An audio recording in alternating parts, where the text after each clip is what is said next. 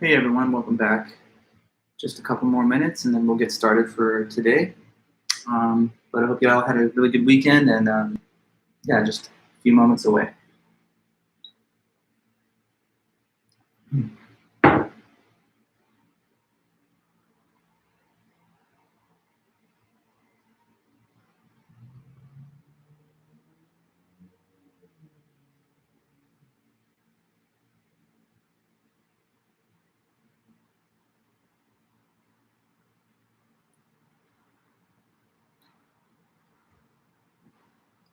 Hello. Good to see you guys. Hi Remy, hi Ryan. Hi Anna, Philip, welcome back.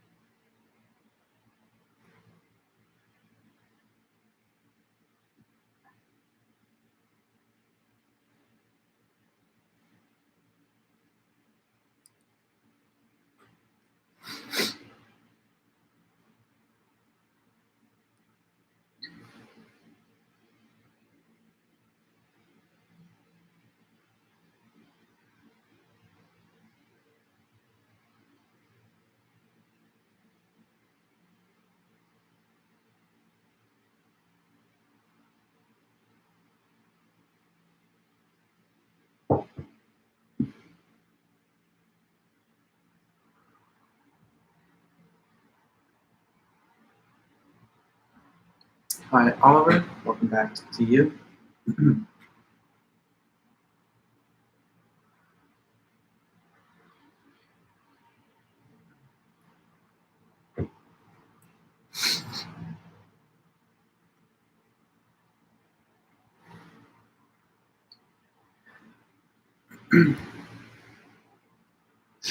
Okay guys, so it's pretty much now 2:20.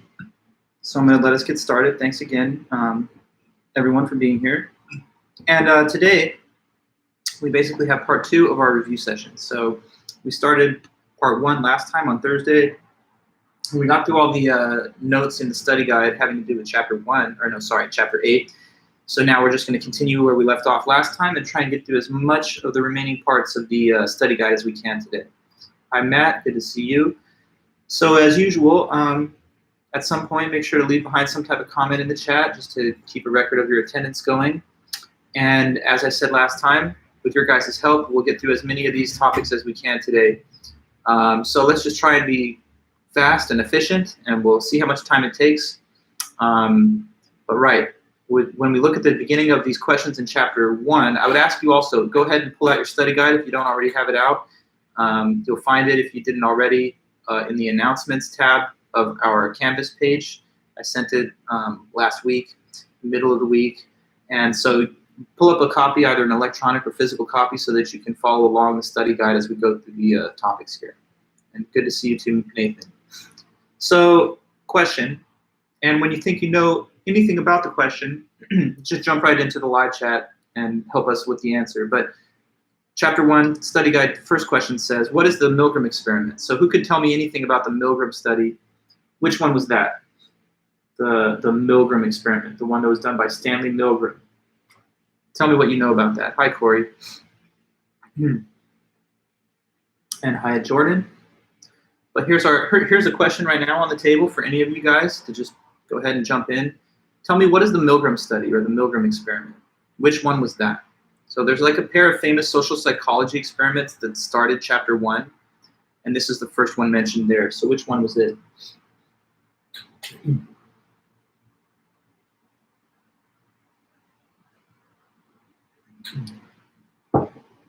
Take a moment to collect your thoughts, but don't leave me hanging forever because you need to give me the answer. What is the Milgram experiment? Okay, that's the one with the shocks. That's right, Ryan. So good, thank you. Let me just add a few pieces of detail. In this experiment, right, that's also correct, Oliver. Hi there, Brittany, good to see you. So let me help bring those comments together and give you a more fully stated answer.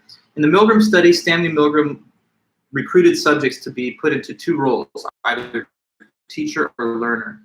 And what they said was to the teacher, every time the learner gets a question wrong about memorizing words, deliver a shock to that person. And every time they get a wrong answer, increase the intensity of the shock. Now, in fact, the shocks weren't real, but the teacher thought they were. And the learner was coached to give a lot of wrong answers and to start screaming out in pain and agony and demanding to be let go after a certain number of shocks. Now, what was really being studied was the question, how far are average people going to go following these orders when they know that they're being asked to do things that are wrong, immoral, and maybe even harmful to human life? And what ended up being shown is that most people did follow all those orders, despite the pleas and protests of the individual in the other room. So like 2/3 of people gave all the shocks. A significant minority of about 1/3 didn't give all the shocks. So it kind of reminds us that when we receive what we perceive to be authoritative commands, oftentimes we'll just obey them, even if the commands themselves are deeply questionable on moral and even legal grounds. So we have to think better. Critical thinkers think more independently, and they actually consider what it is that they're doing, and they don't just go along to get along, even if they're being told to do something by a person who they thought was an authority figure. Okay, now the second one after that asks about the Zimbardo Study. Tell me, what was the Zimbardo Experiment? Anyone know something they could say about that one? So we're just going through the questions on that study guide. And the faster we do it, the better it is for everybody. So what's the Stanford prison experiment? Well, maybe I'm already giving it away. But what is the Zimbardo Experiment?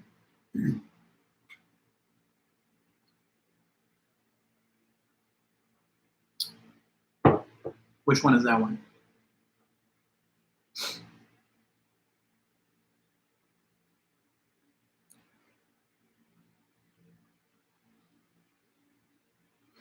Go ahead, give me your answer. Don't hesitate. Just jump right in there. Get active. Let's go. The Zimbardo Experiment. Which one is it?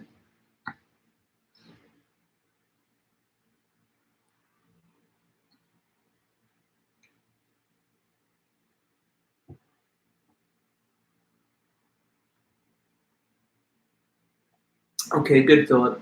So they wanted to see how power affected people when they put prison in a prison simulation of prisoners and guards. Oh, not to worry. Good to see you, though. Nice to see you here. Let me put your name in there again, though, because I kind of forget because your handle is so much different than a real name.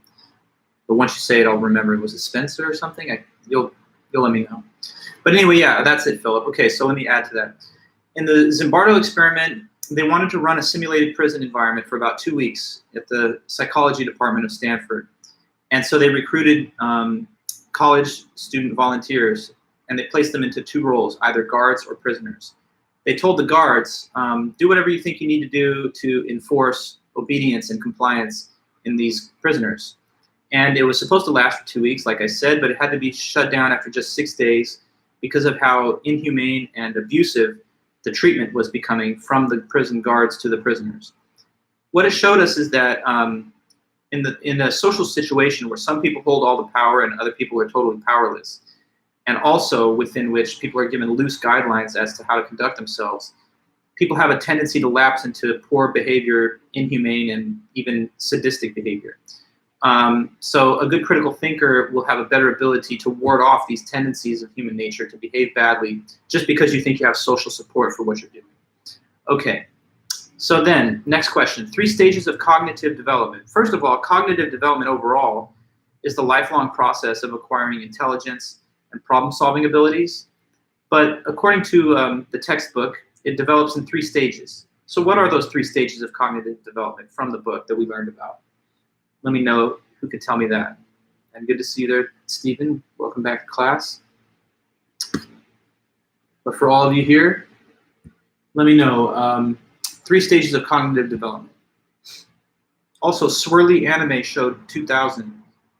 Could you please put your name in the chat? I think I asked, but maybe you didn't hear me. Or maybe you just checked in and you're not still here. But if you are still here, I need your name. So yeah, dualism, relativism, and commitment. Okay, so those are the 3 stages of cognitive development. And let's talk about each one step by step. So starting with first, dualism. That's the point of view a person has in kind of early life, childhood, and early adult life, where you're thinking that truth is all just black and white, and authority figures have the answer to every question. So this kind of person thinks that there's no mystery or ambiguity or gray area. All the facts are totally set out and completely understood, but by who? By authority figures that you're just supposed to defer to and not think for yourself, but just listen to them. So in the dualist phase of life, you're like, just inform me from these higher sources of knowledge on high, and I have no power to question or criticize what I'm hearing from them. The second stage, relativism, is kind of a big backlash against that. That's when you start to think that truth is all just personal opinion, and so it's all relative, it's all subjective, so there's no hard facts according to the relativist perspective. And according to relativism, since truth is all just subjective and opinion-based, we should treat all those opinions as equal and not judge them. But if you go further on in your intellectual development, you get to the last stage, commitment. Commitment is when you commit to your own views based on reason and the best available evidence. So at that point, you no longer just think that truth is all just subjective. You think there really are objective facts. And you also don't think that it's just some other people that can figure them out and tell them to you, but that you yourself could be a competent judge of the facts to discover these truths on your own. After all, if you go all the way with your intellectual development, you might become such an expert that other people defer to in their earlier phases of intellectual development. But you'll never get there if you continue to just defer to others and never think independently or commit to your own views. Okay, so those are the three stages: dualism, relativism, and commitment. Keep that in mind, because I noticed that some students, when I asked the question about what's the third stage of cognitive development on the quiz, some people were like using Google or some other textbook, and they're like, oh, Piaget says that the third stage is the pre-operational, motor operational. I don't know what that stuff is. It has nothing to do with our class, but if it's from Google or somewhere else, it doesn't count for us. So just use the book in that case. Okay, so next up, confirmation bias. Well, Ryan, if I ask you a question about it, yeah, you have to define it. But, I'm probably not going to ask you a question about every stage. This study guide question points out all three of them in one question, but on the actual test, I would rather ask you about like one or two at the most. But yes, Ryan, in ever explaining any concept in the class, you should give a full-blown, extensive definition. Yes, you should. Okay, so then next, what's confirmation bias? Thank you. Confirmation bias. What is this thing? It's not good. It's a big problem in our world, but anyway, we need to know what it is. What is confirmation bias?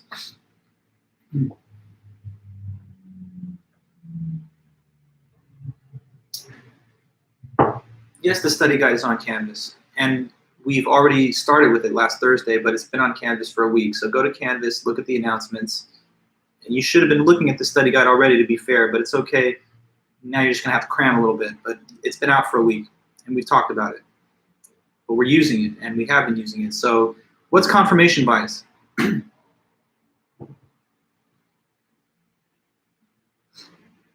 your midterm's next class, that's clear, right? You're taking a midterm this week on Thursday. This is all in the syllabus, so none of the dates are changing or different. But we're preparing for this midterm through 2 review sessions, and that's also listed in the dates. But we have to meet each other halfway. So when I ask you a question, you got to give me something. What is confirmation bias?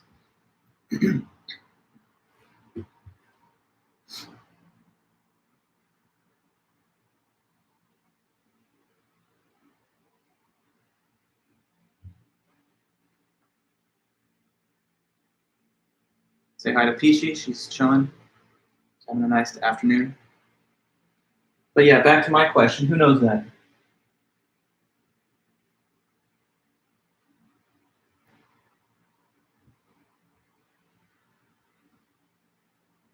All the information is there. It's all there. So, okay, good, Oliver. Thank you. So only seeking out information that confirms what you already believe. That's confirmation bias. So it's a bias in favor of your own established views. It's kind of like a dishonest way to pursue research. So if a person has confirmation bias, they're only going to look at information that supports their side of the argument. So like, say, for example, we had this shooting yesterday, tragic thing, right, in Boulder, Colorado. And there's always a debate in our society when these shootings happen between gun control and then, Second Amendment people.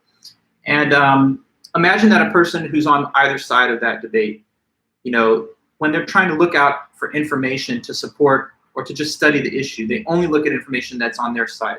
So imagine, the Second Amendment guy is like, well, here's these websites that I go to that are supported by the NRA, and they show that, like, guns are actually things that promote public safety. So in that case, the person's looking at information, but only friendly information, only information that makes their own view sound like it's true. They're not looking at the other side and the arguments and opinions and evidence that's given by critics to that view. And you can imagine it on the other side too. A person that's advocating for gun control, maybe they're not looking at literature and arguments produced by the other side as well. I don't know. So another case, confirmation bias. Somebody thinks that the planet is flat. It's not flat. It's not. But suppose that somebody thought that if they had confirmation bias, then where would they go online to look at information on this question? They would just go to like flatearth.com, and they would go to like conspiracy websites where everyone else says the same thing, and basically makes them feel reinforced and validated in what they believe. So when you only seek out information that validates the things that you already assume to be true, you have confirmation bias. You're supposed to look at all sides and then make your determination based on the full set of facts, not just a biased and skewed set of facts that only reflects your established opinion. Okay, so let's go on. In the next question, there's a range of topics that are all called qualities of a good critical thinker. And I kind of condensed them all down into one listed question, but they could each receive a separate discussion. So let's go over them. Qualities of a good, sorry, I have like the hiccups going, but anyway. Qualities of a good critical thinker. So what are some of those? One, analytical skills. The ability to provide logical support for your views instead of having baseless opinions. So having something to say in case a person ever questioned you, why do you think that is true? That's analytical skills. There's effective communication. So that is the ability to speak and write well and clearly, but also being able to listen carefully, and then also knowing about different communication styles and how to adapt to them in a given situation.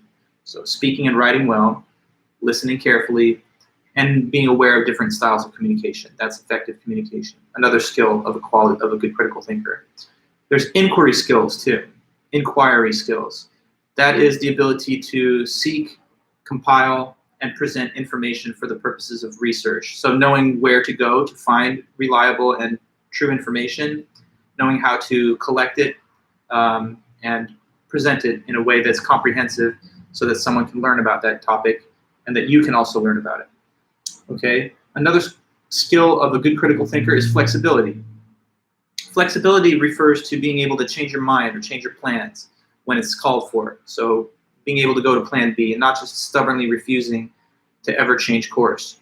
So that's one thing, the ability to change one's mind or plans, but also being able to listen to other people and take their ideas seriously. So being open-minded to other people's ideas and being willing to change your mind or your plans. Okay. Another quality of a good critical thinker, open-minded skepticism. So this definition has kind of 2 points of emphasis, the skeptical part and the open-minded part. So an open-minded skeptic is a person who is skeptical in the sense that they would not believe something unless it could be somehow proven beyond a reasonable doubt. So that's the skeptical part. They're saying, you can't just convince me without proof or evidence. I'm a little bit skeptical and I'm only going to believe something when the evidence proves it. But the open-minded part is there too. So until and unless there's sufficient evidence proves something, the person keeps an open mind to all sides of the debate. Okay, so like in my case, maybe I could talk about aliens in outer space. Let's suppose that I'm thinking, well, I don't know if they exist or not. I'm not going to say I believe it because I need more proof. But I'm also not closing the door on the possibility. I'm open-minded to the thought. I'm not ruling it out. But unless I had better proof or evidence, I'm just going to remain undecided. Okay, so that's how an open-minded skeptic operates. They wait for the facts and the evidence before they say what they believe. And if the proof is there, then they'll go with it. But if not, they say, well, I'll just keep an open mind until it happens. Okay, then there's the method of doubt. Let me ask you about the method of doubt. So this is something that traces back to the famous French philosopher René Descartes. He wrote this important book called The Meditations.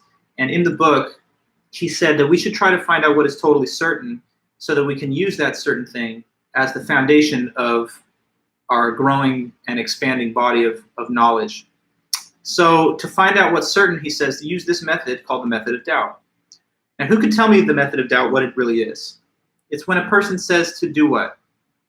So tell me how this method of doubt is to be applied in the quest for something certain. What is the method? So just taking a few moments at times to kind of get your input and contribution to the review session. I don't like it to be just, I'm up here and I'm just talking. So at times I like to get a little bit of feedback. Okay, good, Brittany. So with the method of doubt, you assume to be false anything that could even possibly be doubted. That's right. So according to Descartes, by using this method, you would eliminate all the things that can be doubted, and the only things that would be left over would be those certainties that we're going to use as our foundation stones for knowledge. Now, in his own method of doubt, he goes to far extremes with doubt. Like he says, for example, how do you really know that even right now you're watching a lecture? Maybe you're dreaming. Maybe this whole thing is a big simulation that you're a part of. You think that you're in this real world where there's coronavirus. Maybe it's all a big good dream, bad dream, whatever. But maybe it's all just a dream. And so nothing that you've ever perceived is true. Look, I don't think that me and you are going to go that far off the rails with doubt.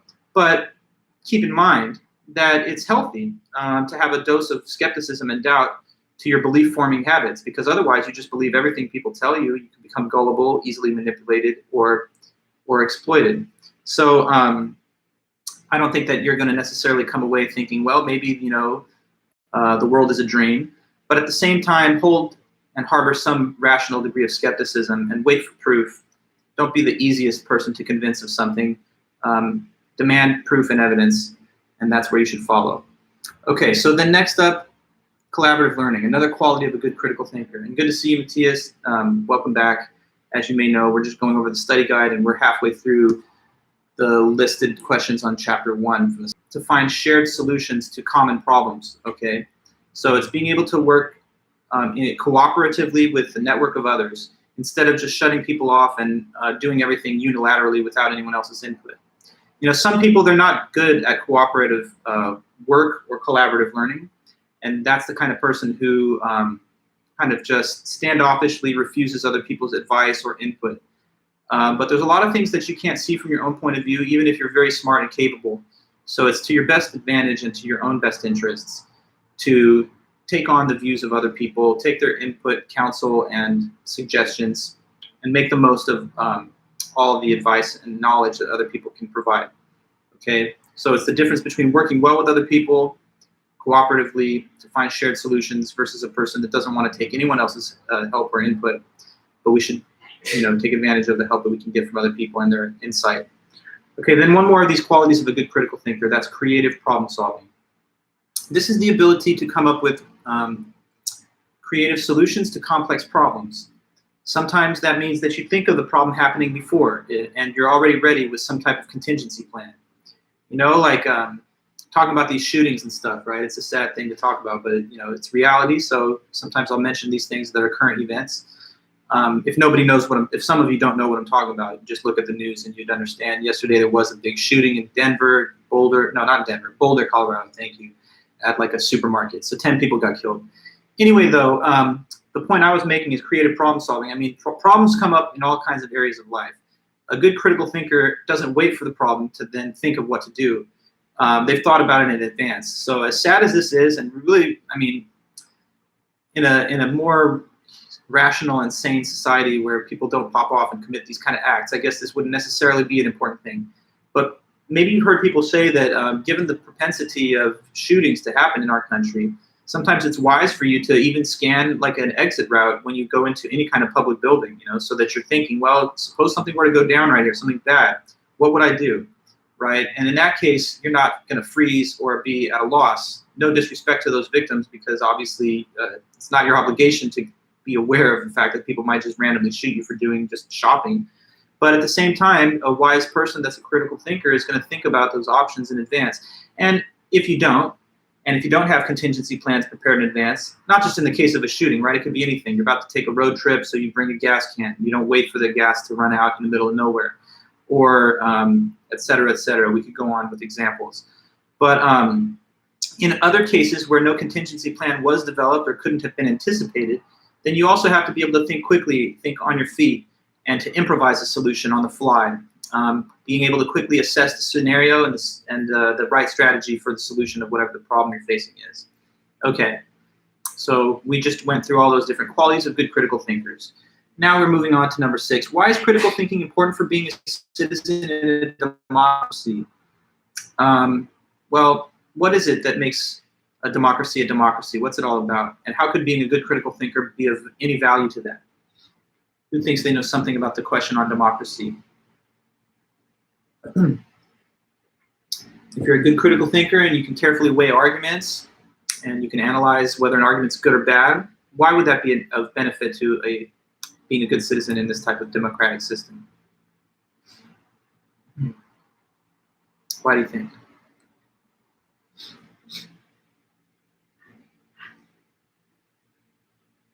Okay, Nathan. A democracy is a system of government that's fundamentally run by the people. Yes. If the people are not thinking critically, then they may make poor decisions for the government they represent. That's right. Okay, so democracy is based on voting. It's all about elections. Without elections and voter participation, there's no such thing as democracy. So it's a government system that's of, by, for the people. And the way that it is for the people is because the composition of our elected leadership depends on our choices as voters.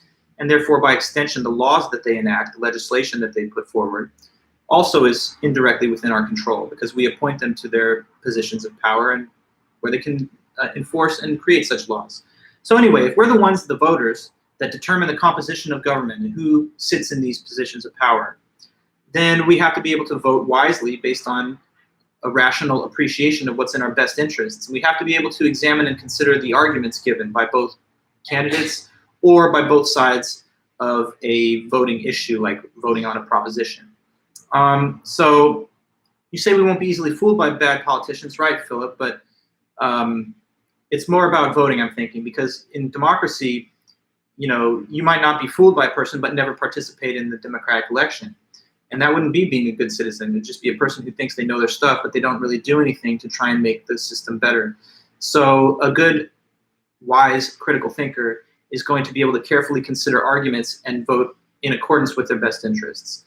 We depend on that as a healthy democracy because if people are not informed when they make their voting choices, then they could be swayed by poor arguments and they could end up voting in ways that undermine their own best interests or the interests of their community. So it's all about voting in democracy, basically. And to the extent that you're better at considering and weighing arguments, you're going to make more careful and informed decisions about voting. Okay. So the next one, explain how critical thinking can benefit someone in terms of making a rational plan of life and their self-esteem. Well, good critical thinkers are good at making plans. They're good at determining what their goals are and what the best steps are to the achievement of those goals. Sometimes you may have big picture goals in life, like you want to be wealthy or you want to have a family or something. But if that's going to happen, then there's going to be steps to take on the way. Like if you want wealth, you might need a career, and then you might not need some type of education or training. And then in that case, you might need to make decisions about a major or about the schedule that you have in a given semester. And so critical thinkers plan everything down to the last detail. They're able to weigh in the balance what their own talents and abilities are so that they can see how those could best assist them in making progress towards their goals. If you want to succeed in life, then you have to make achievable plans that you can accomplish. And if you're a good critical thinker, then you're going to be very good at that, so that'll be great for you too. Also, there's some evidence, scientific, that suggests, like some psychological studies, that people with higher degrees of critical thinking ability have higher self-reported levels of self-esteem and lower levels of depression, rage, and anxiety. So part of the reason for that is because when you're a good critical thinker, you know that you can rely on your own power of judgment and that you can also problem solve. So that puts you at a little greater sense of ease in life, because we all face difficulties and obstacles at times. But when you're not a good critical thinker, you can get easily overwhelmed by those problems. And then you start looking for someone to turn to help guide you through it. But if you're a good critical thinker, you know that you can navigate your own course and that you're self-sufficient, which adds a lot of peace of mind and clarity to the way that you deal with things in life. So it's all good for your self-esteem and also helping you make better plans. Okay, next up, question number, topic 8 in the study guide from chapter 1. What is the 3-stage model of critical thinking? So tell me about those 3 steps. What are they, first of all? 3 stages of the critical thinking process. So someone can let me know about that.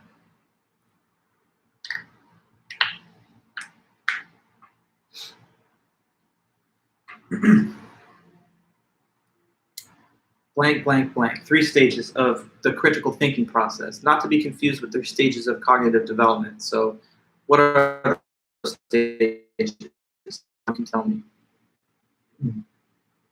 And if you could say a thing about them, that'd be nice too, but let's just at least get started with the names. If you're looking at the study guide, this is easy because it's in the question. Okay, experience, interpretation, and analysis. So that's right. So these are the 3 stages of the critical thinking process. It starts with experience. So what's that?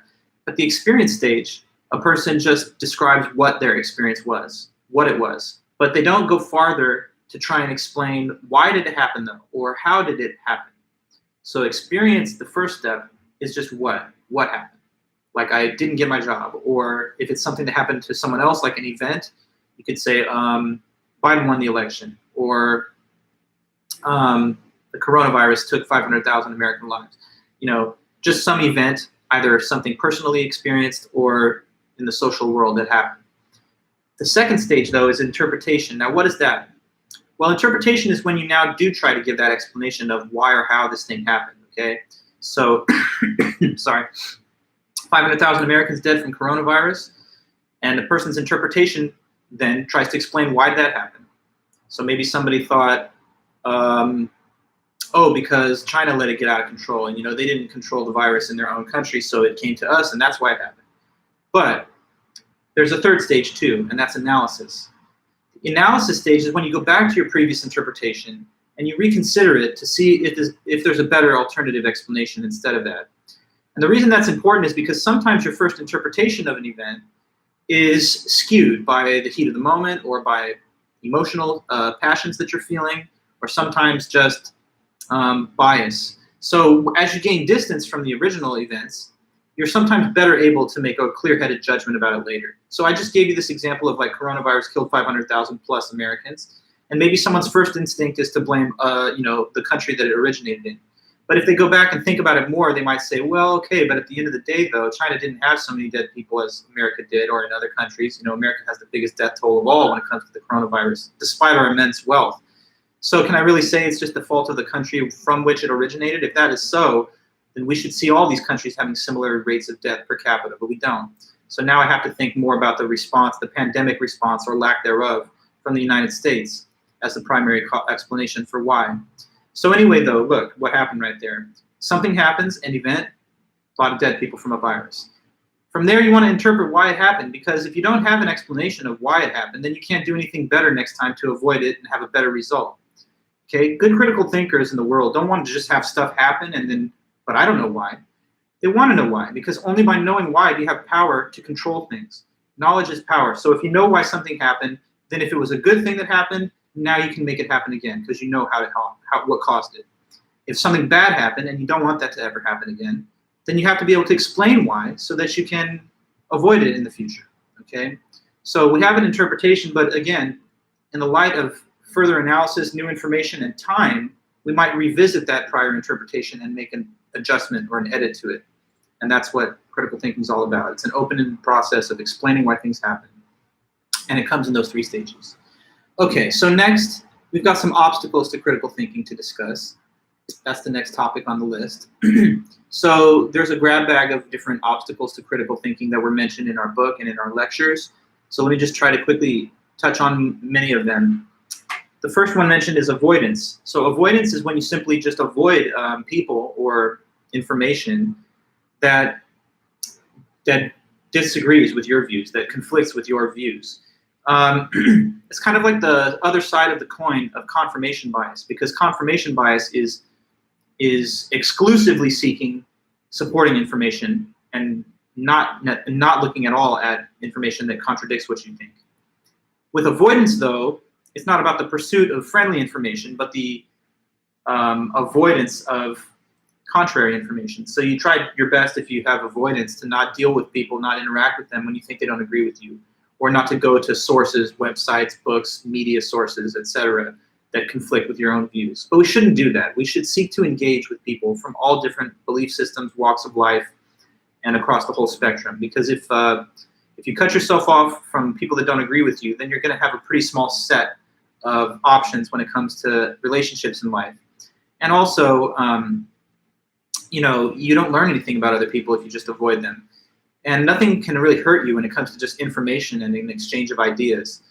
So it's better learn from others, to see where they're coming from. And if you don't agree, that's fine. At least at the end, by interacting with people and engaging, you can see where they're coming from, and you can at least kind of have a better meeting of the minds. Okay, so that's avoidance. Now, anger is another barrier to critical thinking. Anger is when you have this kind of emotional, hostile reaction to the presentation of a conflicting idea or opinion. So, you know how it is. People get mad, they sometimes yell, get hostile, or even worse, when someone comes at them with a view that they don't agree with. But that's not right, and that's not necessary. Why would you get mad? I mean, if you get mad at people just for disagreeing with you, then you're going to spend your whole life angry, because I'm telling you, there's always people that don't agree with you, no matter what your view is, no matter where you stand on whatever the issue is. So do you really want to have to carry that heavy burden of anger as you go through life, just mad at all the people out there that don't find the same favor with your views?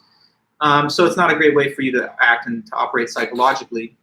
Plus, it doesn't really show that you had the better argument. Like if somebody tells you, here's my opinion when it comes to some policy, and instead of telling them why you don't agree with them and hear why their evidence is incorrect or why you have better reasons towards the contrary, and you just start yelling and raising your voice and showing anger, does that really make anybody think that you had the stronger argument? No, it makes it seem like you had to resort to this, overhyped display of emotional hostility because you didn't have in possession facts and reasons that you could have just calmly stated as a way of defeating your opponent's argument. So there's no need to get mad, guys. When people don't agree with you, you can calmly point out to them the error of their argument.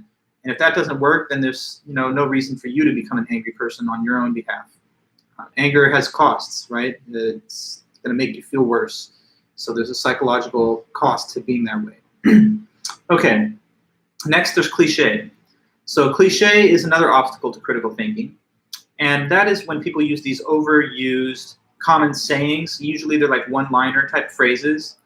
And what they do is basically try to stop a further discussion from going forward. So you know how these things go.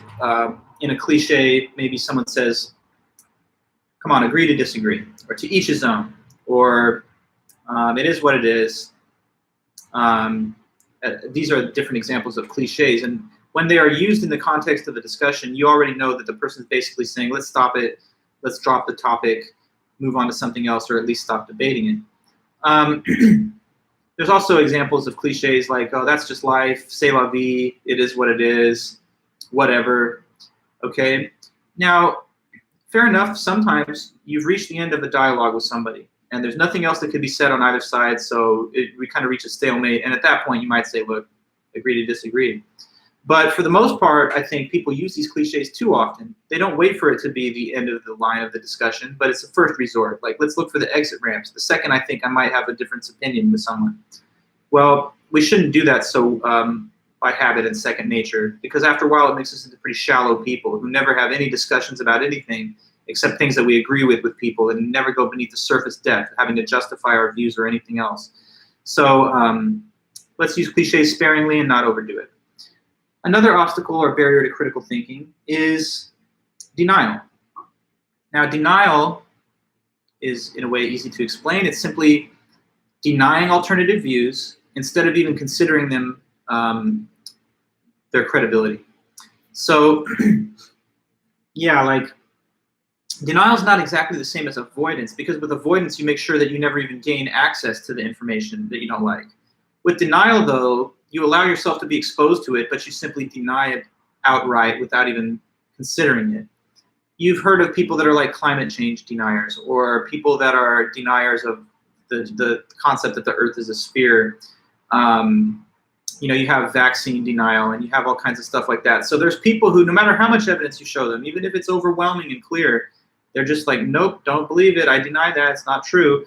We shouldn't be that way, right? We should allow ourselves to be convinced if there's reasonable evidence for something. So don't set up a stance of denial before you look at facts. You have to judge after the facts that you've become aware of what the case is. But if you deny things, that's prejudicial. It's prejudging things before you've investigated. Okay, now another obstacle to critical thinking is ignorance. And when it's described in our book, it's kind of talked about as willful ignorance, meaning ignorance that you choose, but you don't have to be ignorant about it. So it's like when you choose to stay uninformed about something so that you don't have to take a position on it or take any kind of action about it, right? So like you maybe hear people debating the policy debate of, I don't know, gun control, for example, and you might say, look, I haven't studied the issue of gun control. I don't know if having guns in a society with more free access makes the society safer or doesn't. People have studied this. I haven't studied it, so I couldn't tell you what my real thoughts are. Well, the problem is that all that information is out there and it's available for you just a few clicks away if you want to study it.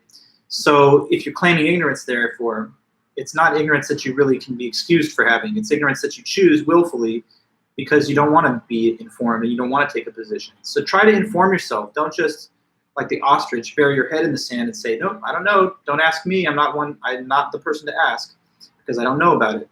In this world with the internet that we have, we shouldn't just be always playing games and posting pics. I mean, that's fun, and I do that, and we all do that. But we also want to be intelligent and wise people that can make rational decisions in life. So to the extent that we want to be that way, we shouldn't just ignore information so that we can excuse ourselves from taking positions. Another barrier to critical thinking is conformity. So conformity is when you basically go with the majority or the popular view because you want to fit in. You don't want to be standing out from the crowd. So yeah, adopting the view that you think is the popular or majority view, just to fit in. Sometimes what is popular or what most people think is true and it's fair and it's justified.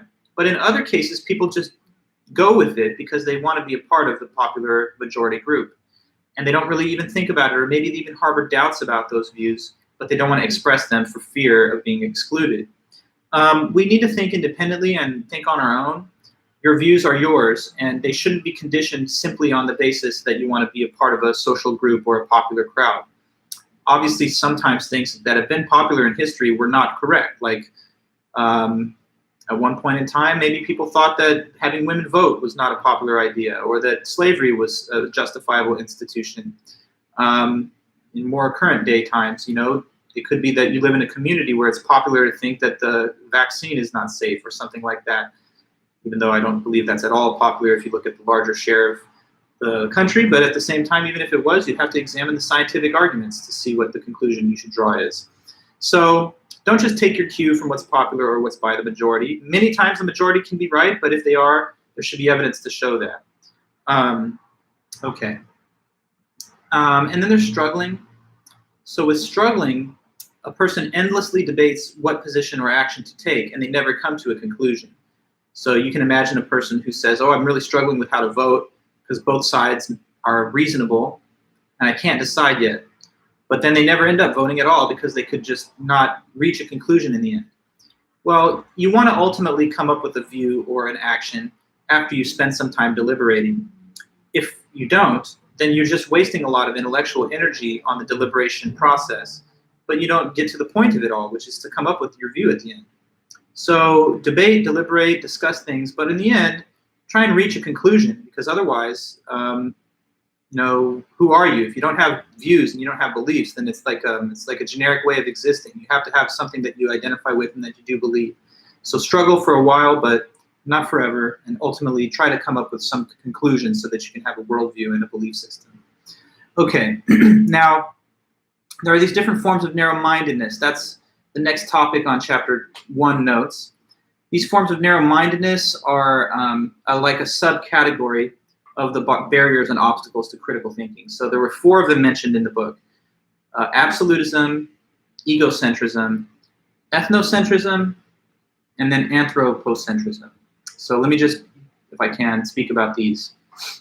Absolutism is the kind of person who does not have the ability to challenge authority. So it's the person who thinks that authority figures are always absolutely correct, and you have to totally defer to them, and you may never question or challenge the views that they express. So if there's some perceived authority figure, whether it's political, religious, ideological, or whatever, then the absolutist grants absolute, total trust in what they've said, and they lack their own independent powers of judgment to challenge any of these ideas being stated by the so-called authority figure. A good critical thinker is able and willing to challenge the view of authority when it's right and necessary. That doesn't mean that you're just like a, you know, like a anarchist type that just defies all authority in every example. but that you don't automatically and without any kind of internal deliberation associate yourself with the views of those that you consider to be authorities. So think independently. Sometimes you must be capable of challenging authority. After all, sometimes you may be that authority yourself who has to engage in debate with one of your peers.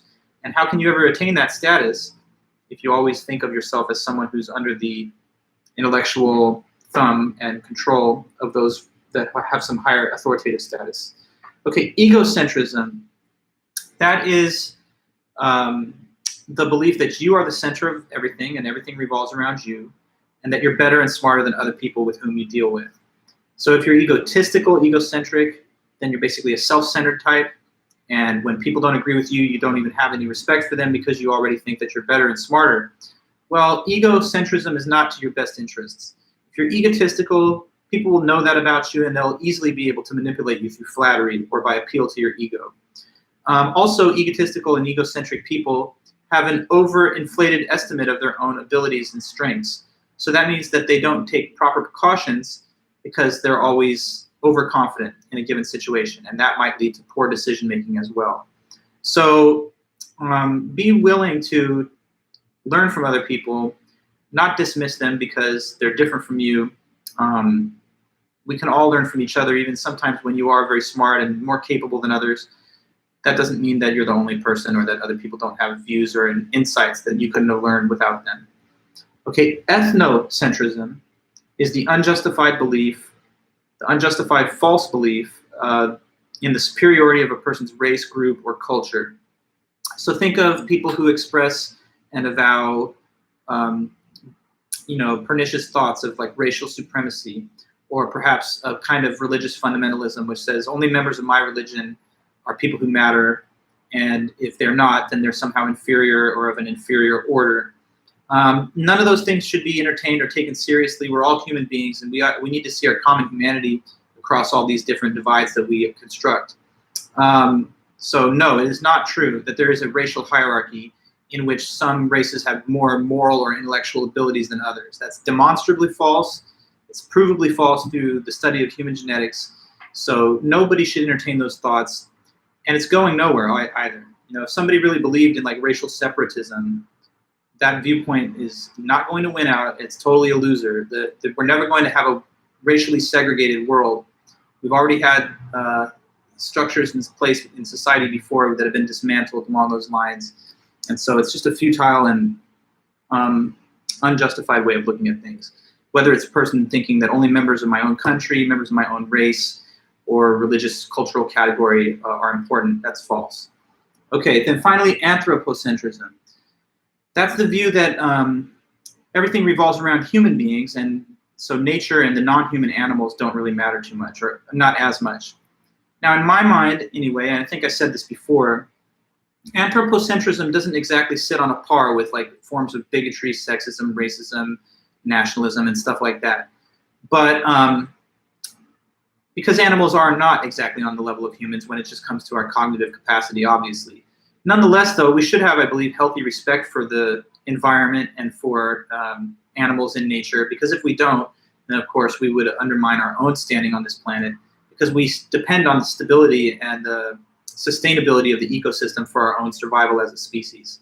So anthropocentrism can go too far, and if it does, then we can do damage to our own best interests as humans.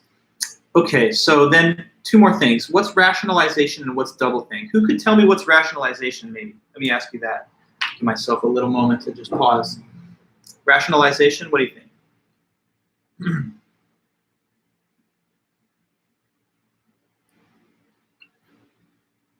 Not to be confused with rationalism, even though the word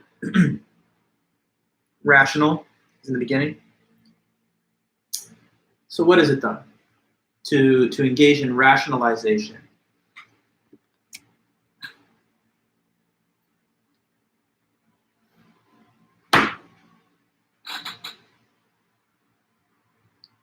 And you'll find that it's back in that chapter 1, and it's in the book, and it's, I believe, in our notes somewhere. So let me hear if you can tell me. I think I also asked it as a question, maybe on the other quiz. But whenever you're ready, just let me know.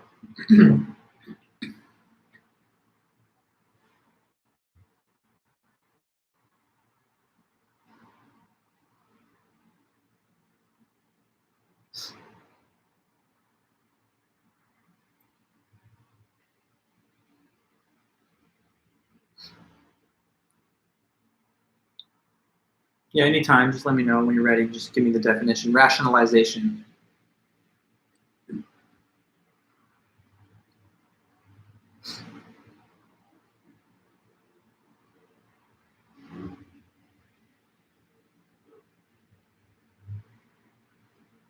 And you let me run on for a while there. So I'm asking one question, and you got to give me an answer. I know it's easier to just chill and sit back, but you got to be active. You got to be a part of this. So that's how it's gonna. That's how it is going to be. Tell me, what is rationalization?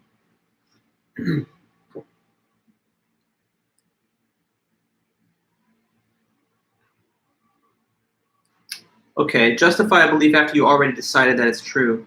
Sort of. That's one way I guess you could put it. Philip, you say to do something with no critical thought and then looking for evidence later. That's also, I think, that's a good way to put it. Correct. Nathan, justifying an action with logic after the action has been done. Okay, very good, all around. So let me bring these comments together and try and give it in my way of talking. With rationalization, a person does an action that's not based on logic or critical thought, so it lacks any rational basis.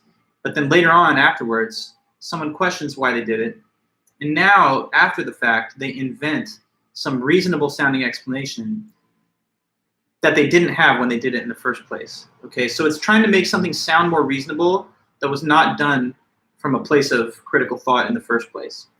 Here's an example. Suppose that someone buys like really expensive shoes, you know, and these are like awesome sneakers or whatever, and they're hard to get, but they're expensive, and maybe the person already has a lot of shoes, and maybe there's other things that they have been saving for that they probably would be more well served by buying. But nonetheless, they just saw the shoes on sale, or not on sale, whatever. They saw that they were available, and so they said, I'm going to buy those. I just got to have it.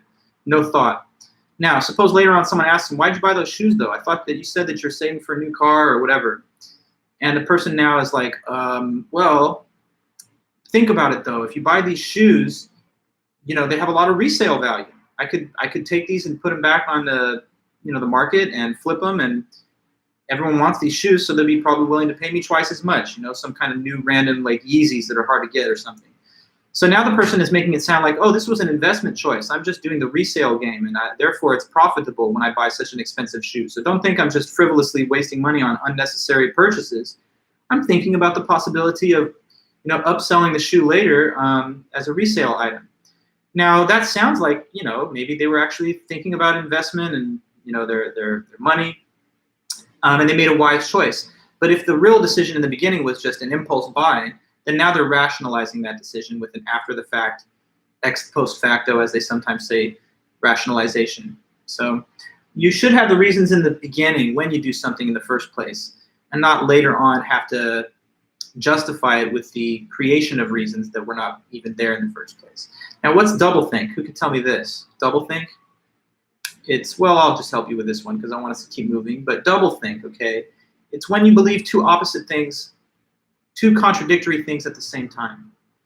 So in that case, the person's views and beliefs are confused and contradictory. Like, say a person thinks, you know, I think that all races are equal and they should all be treated equally. This is a racially equal society. I believe that. But then the person also says, but at the same time, I don't really want to have certain races in my own neighborhood because I just think it makes my neighborhood less safe. So this person says, I believe everyone's equal, but then at the same time, they're like, I don't want certain people living anywhere near me.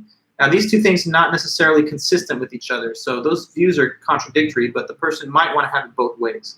So it's kind of like having double standards. It's having one belief and another belief. And if you look at them, they do not go together and they're actually contrary to each other.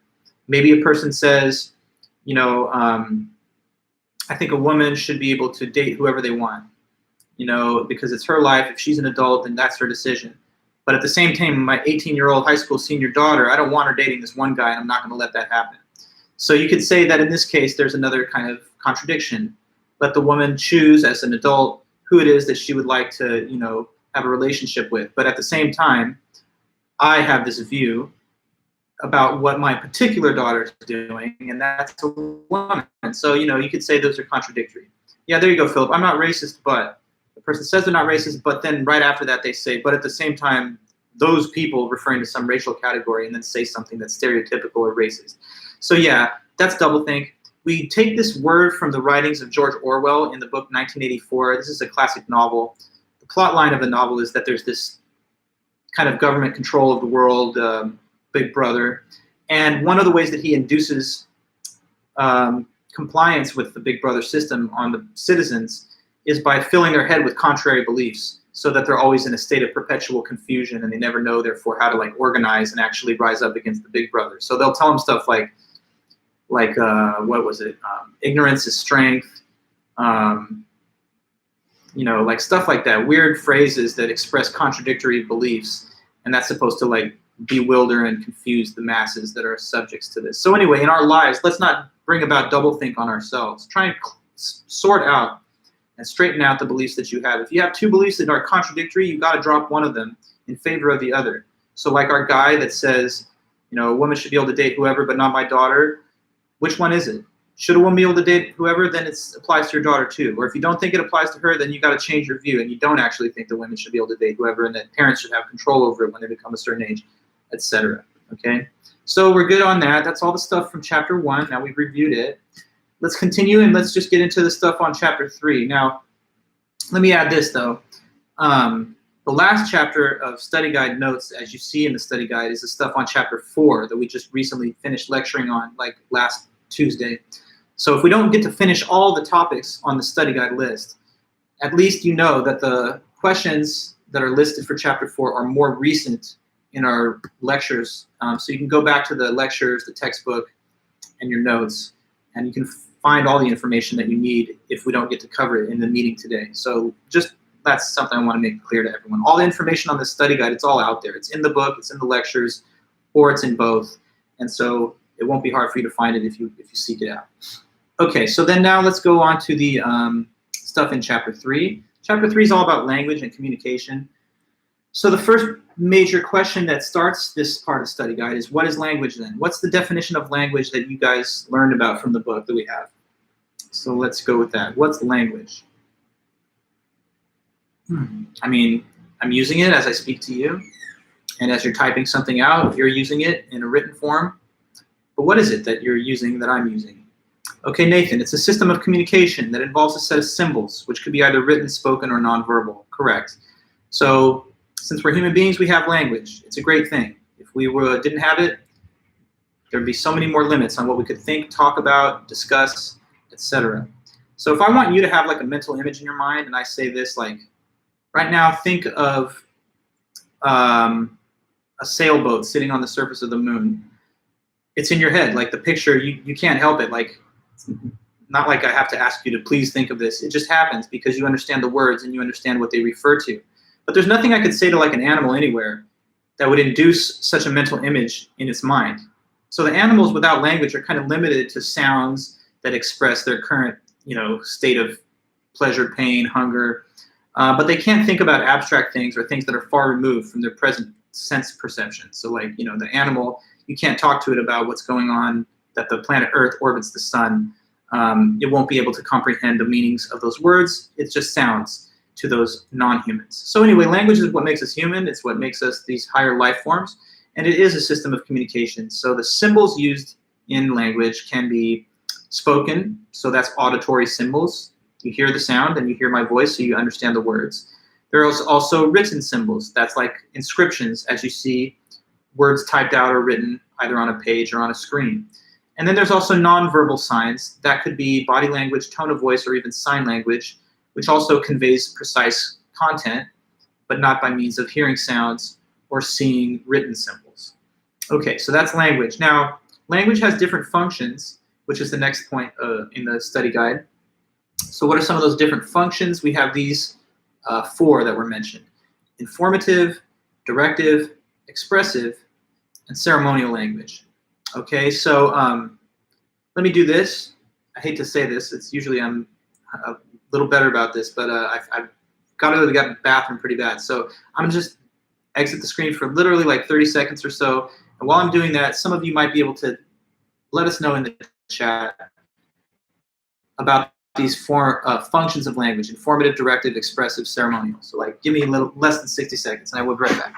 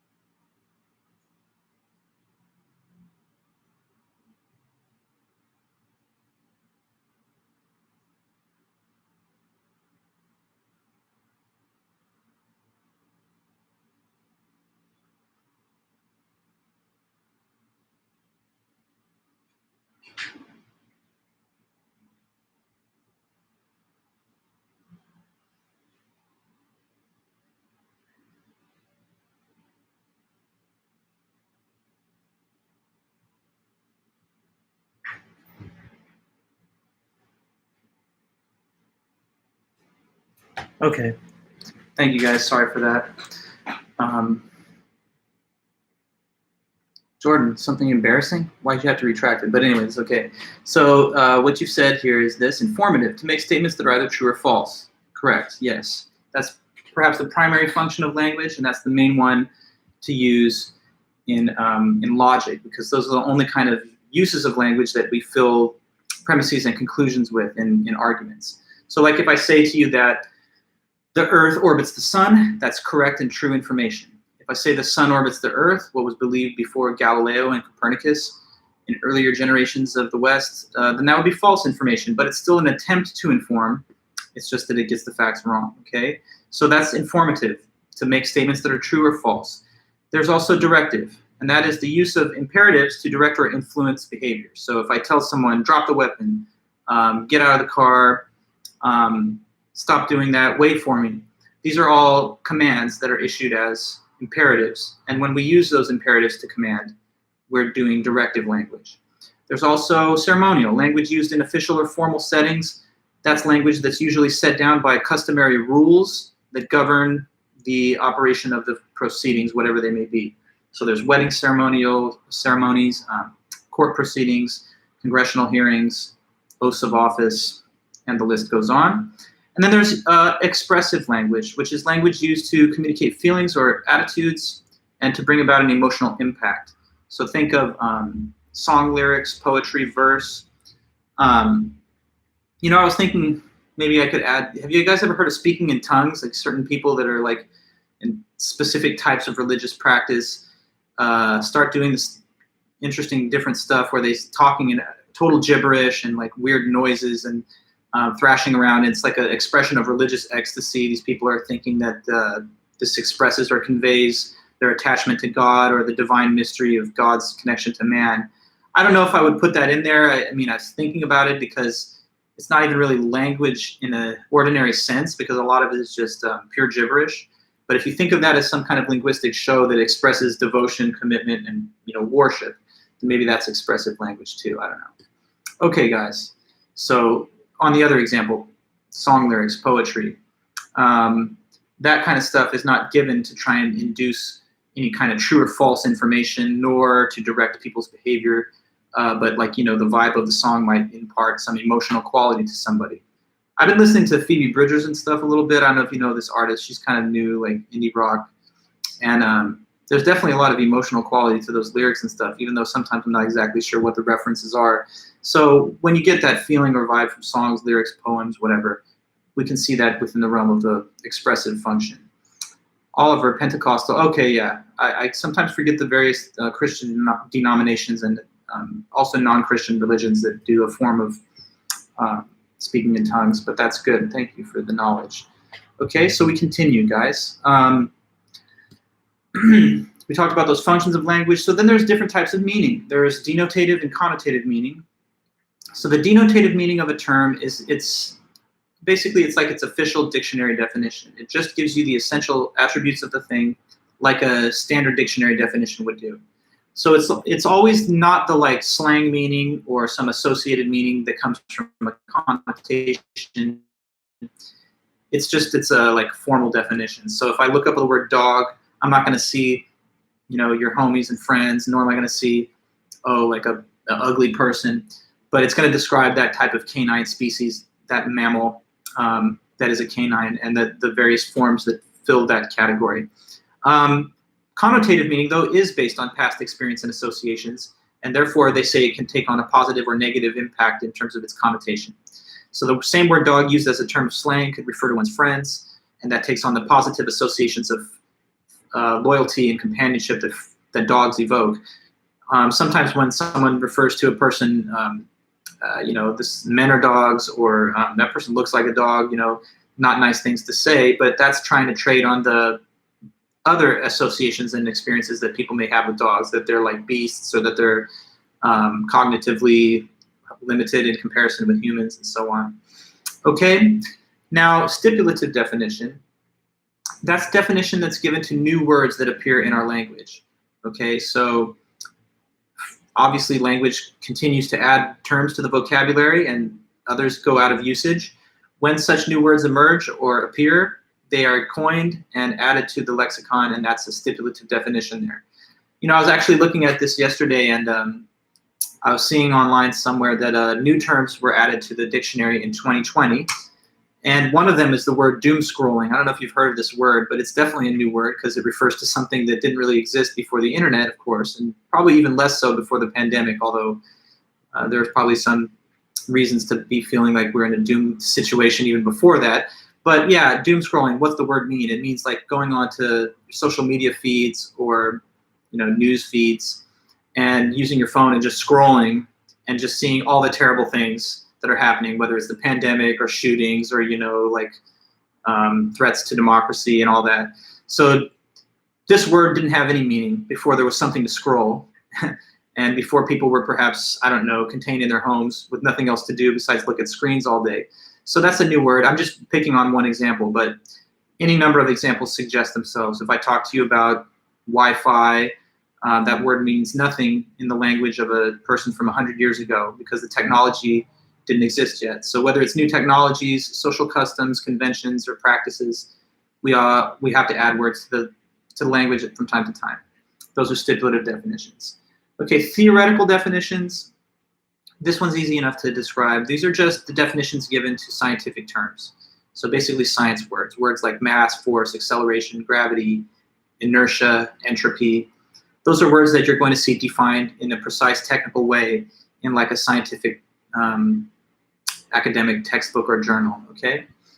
Then there's operational definitions. So an operational definition is when we're trying to create uniformity and a standardization in the way a word is used. So we impose a boundary or threshold above or below which the term does or does not apply. So we talked about some operationally defined concepts here. Can anybody remember or tell me about some term that's defined in a way that's an operational definition? Which word or example can you think of here? So operational definition, that's the question. And I'm just asking if you can think of some example, like some that we mentioned before when we first discussed it. What could be an example of this? DUI, okay, that's good, Nathan. So how is DUI defined? Well, we don't leave it to the individual to determine it subjectively. So we have to have a uniform common standard. And that means that we define it with reference to the blood alcohol concentration in the person's bloodstream. So over and beyond 0.08% of blood alcohol concentration, the legal definition of driving under the influence applies. Below that threshold level, the same definition of driving under the influence does not apply. But we have to have one common standard so that we can compare everyone's blood alcohol concentration to the operationally defined threshold. You say, Ryan, BMI. Well, BMI is the metric that we use to define the concept of obesity. Okay, so is a person obese or not? It depends on whether or not they are over or below the threshold set in the BMI scale. There's a threshold value that if your BMI number is above that number, then medically speaking, you're defined as being obese. And if it is below that number, then you're not defined in that way. So once again, we could just leave it to individuals to judge on their subjective basis what they think obesity means. But we want to have a more detailed and rigorous standard that we can apply universally. So that's BMI. There's also poverty. Is a person in poverty or not?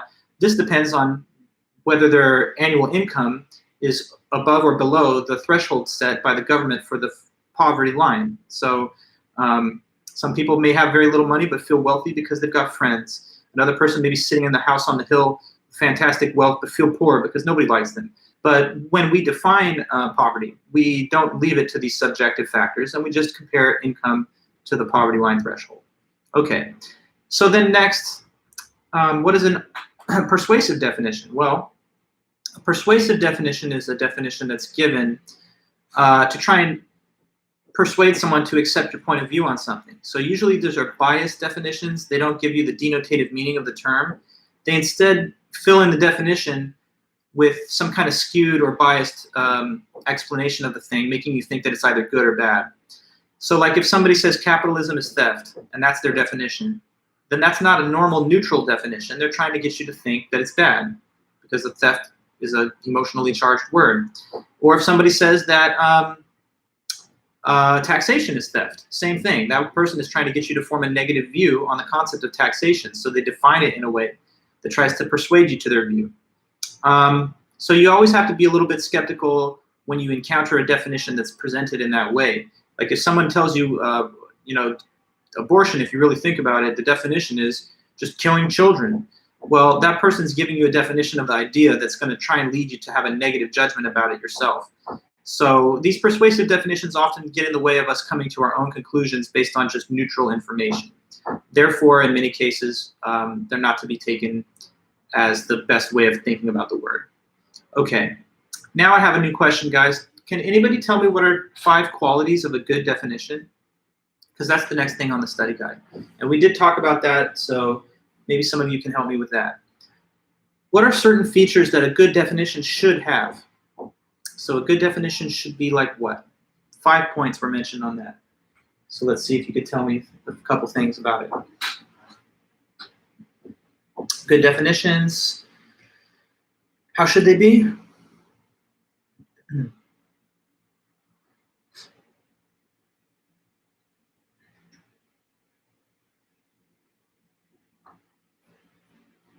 Just a couple of these points once you get them in there, and I can talk about whatever you're throwing in the chat.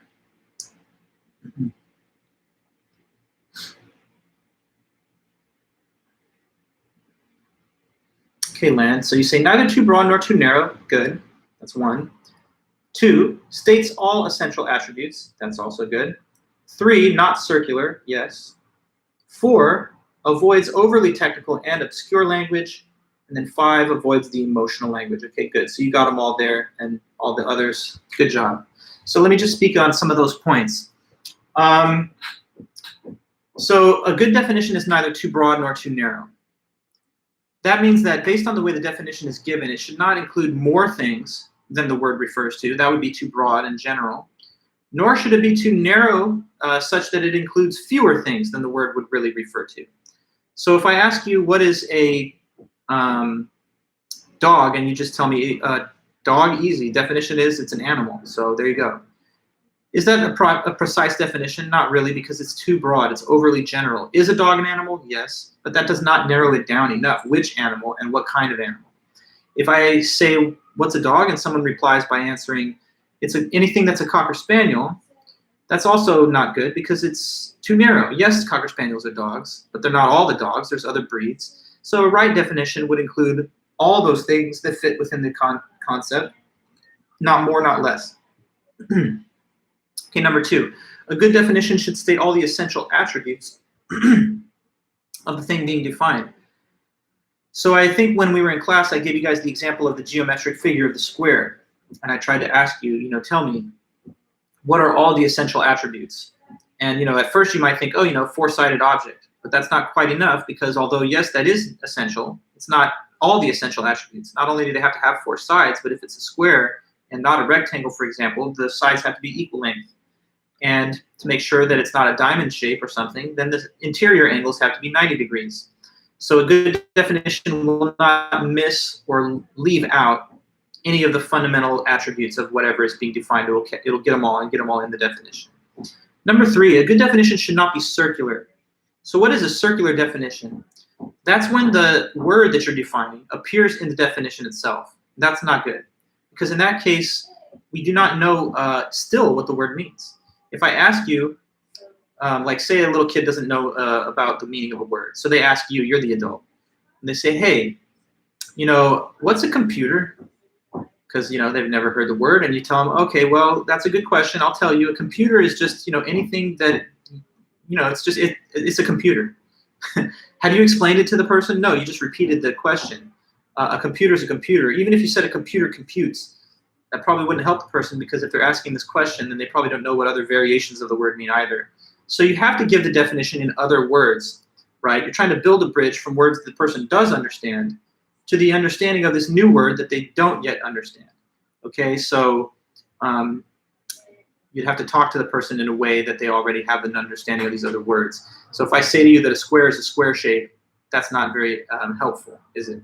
You need to know information about the concept that doesn't refer to the word itself. Okay, because otherwise, what would be the point of a dictionary? You just look at it and you just look up the word, and the word would be its own definition. So it's like, look up the meaning of geometry, it says geometry. Look up the meaning of, whatever, hypotenuse, and it just says hypotenuse. That wouldn't help you. You would need to know the meaning of the word by means of defining it in other terms. Okay, so we continue from there. The next, avoids overly technical and obscure language. Okay, now, sometimes the definition is not technically incorrect, but the problem is that it's just not understood by the person who you're giving it to. So if you're like an expert on some subject, right, you want to make sure that when you define terms that you have a lot of knowledge about, that it doesn't just go over the head of the person who you want to inform. Sometimes this could happen in, like, let's say, fields like medicine or even like computing. Ask a person that's a computer specialist, what's a hard drive? And maybe that person's going to give you a definition that you still can't understand because it's phrased in terms of all kinds of other technological and technical words. So what's a hard drive? Oh, well, it's wherever the malformed circuit gets to its blah, blah, blah, starting to give all these other technical words. Or in medicine, someone says to you, I'm sorry to tell you, but you've got spina bifida. And you're like, whoa, okay. Tell me, what is that? They say, okay, well, spina bifida is when you have a collocation of the quadrant of the blah, blah, blah. It's starting to say a bunch of other jargon words that you also don't understand.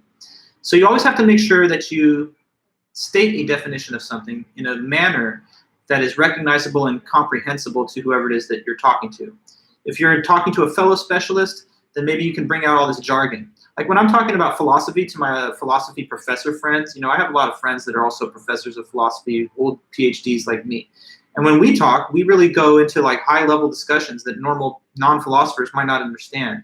So like I could have a discussion with someone like, do you think that the knowledge of the Pythagorean theorem is a priori, or do you think it's a posteriori? The person will say, well, I don't know. If it's a priori, then would that mean that we have access to the forms of Plato, or are we just drawing from the third realm of Frege? What is it? Now, none of you probably understand anything that I just said because I'm using terms that are only really understood by other philosophers. Like, what's the word a priori mean? What's the word a posteriori mean? These are Latin words that are terms of art and philosophy, not necessarily well known to the everyday person until you learn them in a class. So anyways, that's the point there. Don't make the definition too difficult for your audience to understand. And then finally, a good definition should avoid emotionally charged language. That's usually a giveaway that this is one of those persuasive definitions that we talked about before. So if someone asks you what's abortion and your answer is, well, it's the horrible, despicable murder of children, now you're giving all these emotionally charged words to define the concept. But if the person is asking you what it means, they're not asking you how to feel about it. They're just asking you what the thing is itself. And further discussion and analysis can be given as to whether it's good or bad. But you don't need to hit anybody with a bunch of emotionally charged words when you're just defining words in a neutral way. Unless the thing being defined is itself an emotional concept, like what is sadness, okay, then you might actually have some of those words. But in general, we don't need to import all the rhetorical turns of phrase when we just define things. Okay, so the next part of the Chapter 3 review asks you guys to give 5 rhetorical devices. Well, if I asked this question on the test, I wouldn't probably ask for all 5 at once, but since we're doing review, who could list for me what those rhetorical devices were that we studied? So there were 5, and just help us with the names if you could. So different rhetorical devices, these are ways that language can be used to manipulate or shape someone's viewpoint. And there are specific names of some of these rhetorical devices. So what are some of them if you can?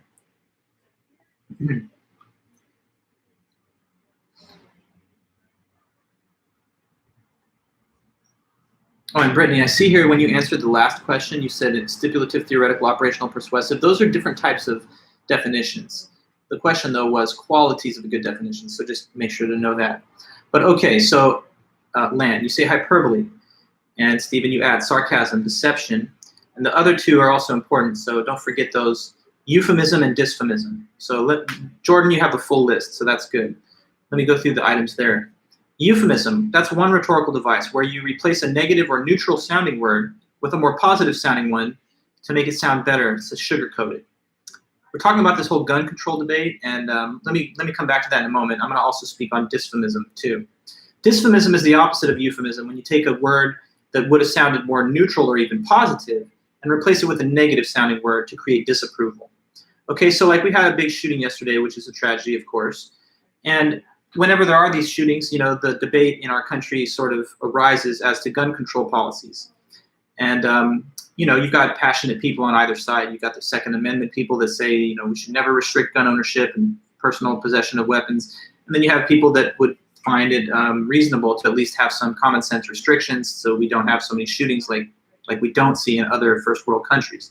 Okay, well, what about the way that people refer to these assault rifle guns? Well, I don't know if I should use the word because this is part of the example. So the AR-15, that was the weapon used by the shooter yesterday, and that's a common choice by many of these mass shooters because of the high velocity and high capacity magazines.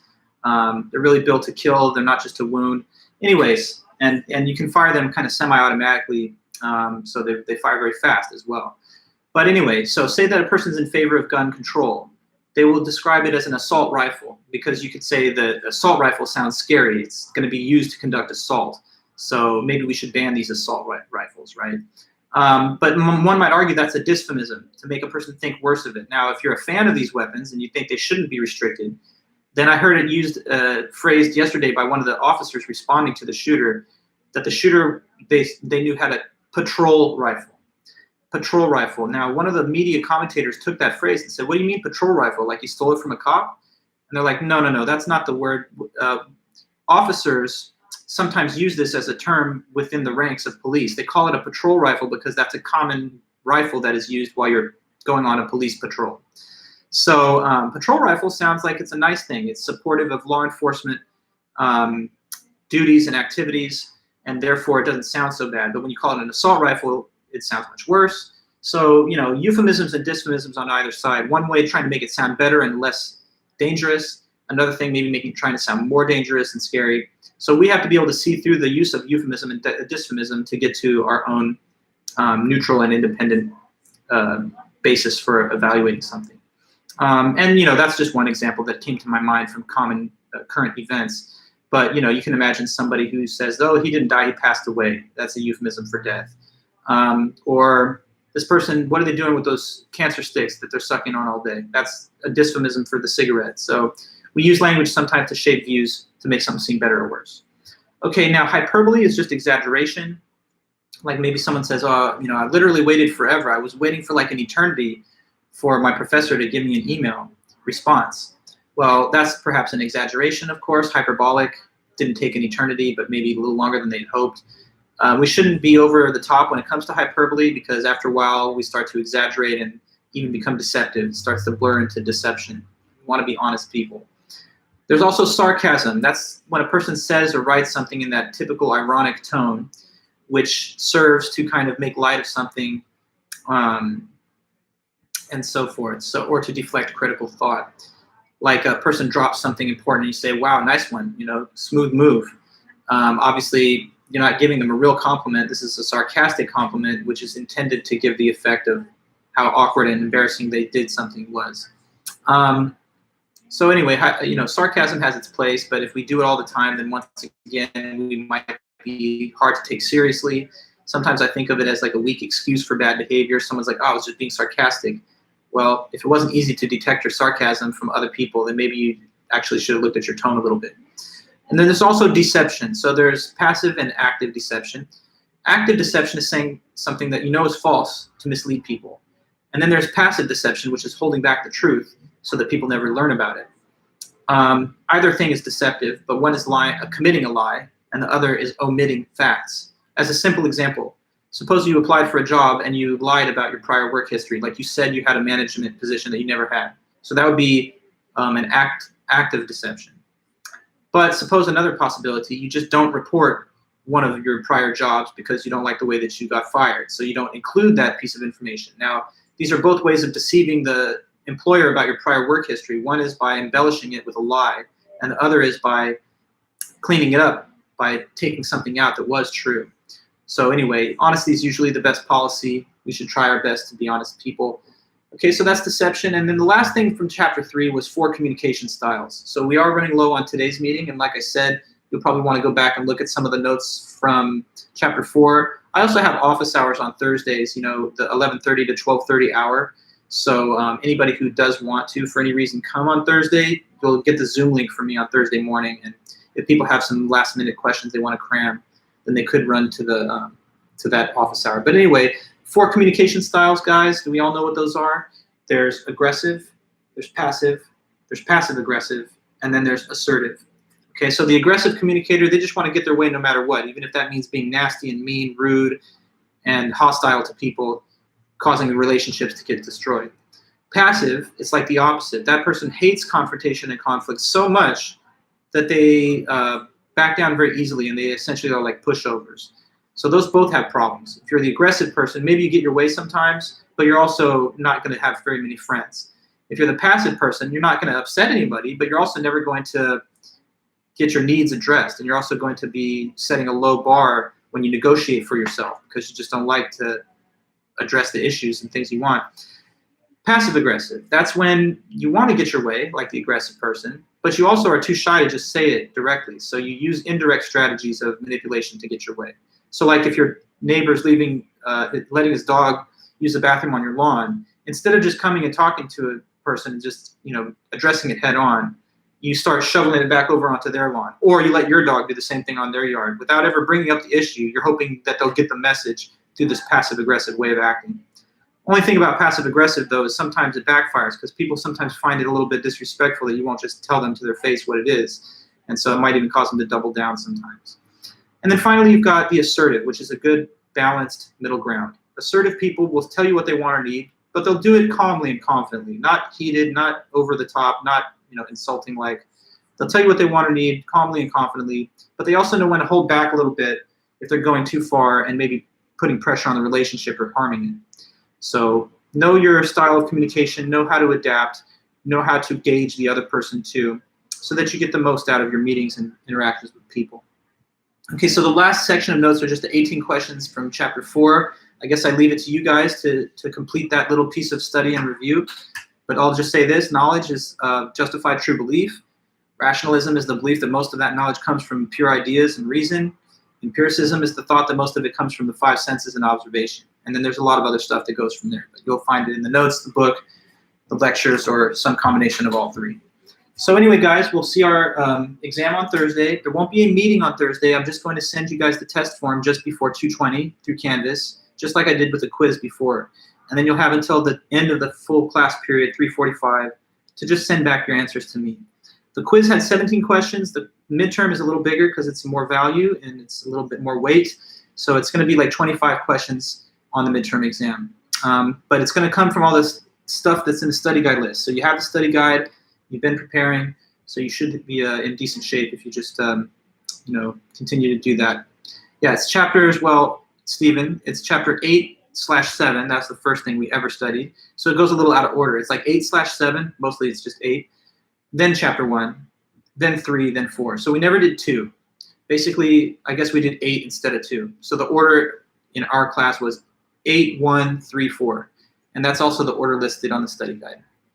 Okay, guys, I don't want to keep you much longer, but is everything okay? If so, let me know here in the chat. And in that case, test to give you this link for the office hour.